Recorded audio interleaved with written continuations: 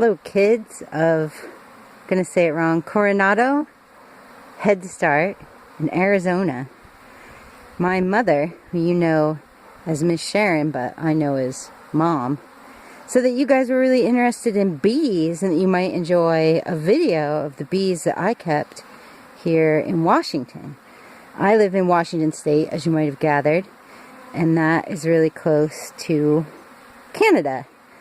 Canada is a magical country where all they eat is maple syrup and waffles and ham, which they call American bacon. So anyway, but I'm in Washington, not in Canada, so we have more than 3 kinds of food here. And we have bees. As you can see, over here I have 3 beehives that have bees living in it. These are ware beehives, which is a weird type of beehive that hippies use. So you might not have seen these before, because conventional beekeepers don't keep their bees in this type of hive usually. So my camera is not very good, and the bees are very active today, even though our weather has been horrible. Not horrible, but cool and rainy, which bees do not like cool and rainy weather. That is why they like it in Arizona so much.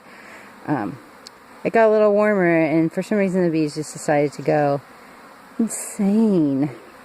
So I don't know if you can see, but pretty much all these bees are worker bees, and they are going in and out of their hive and in and out of their hive, bringing in pollen and nectar and other stuff. So that's that purple hive. And then this hive in the middle, the really active hive, we call this the blue hive. This is the oldest hive. This hive is over a year old, so they've been through a winter. And I think that any time now, these ladies are going to swarm.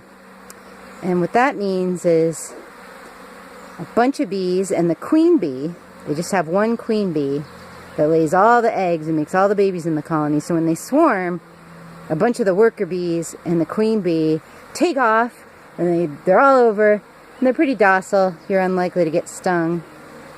And they gather up in a tree, or on a lamppost, or on the ground, or wherever they want to gather. And they send out what they call scout bees, that are also girl bees, to go find a new nest. And the scout bees find a few different places where they might like to live, like in a hollow log, or in a hollow tree, or in a hollow traffic cone, or in your attic. And the bees actually have a weird way of voting on which one they think is the best, and then hopefully they find a good place and they all go and start a new colony with the new queen. And they leave some bees behind in the old hive with a new queen or two, who go out, find some drones, come back and start a new hive in the old hive. So there's a new hive in the new hive and an old hive in the... Wait, there's the old hive goes to a new hive and a new hive goes in the old hive, kind of. Anyway, all the bees are female except for what they call drones. And the drones are the boy bees. And the drones are much bigger than the worker bees, and they're fat, and they've got big eyes, and they can't sting you because they don't have a stinger. The worker bees can sting you, though they're not really into stinging. And the queen bee theoretically can sting you, but that's probably not going to happen because she's always in the hive. And you can see, that lady is not happy with me. No, that's a drone. Oh my goodness. So the drones are very curious. He's on my arm. Can you see him? See, he's big. He's got big old eyes. Maybe he thinks that I'm a beautiful queen bee, and he wants to make me his, couldn't see him for a second.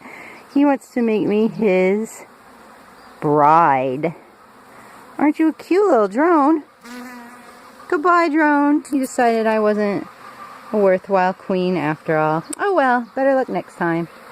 So anyway, try to get a little closer. It's funny, the beekeeper getting scared of the bees. These guys are going to swarm any time.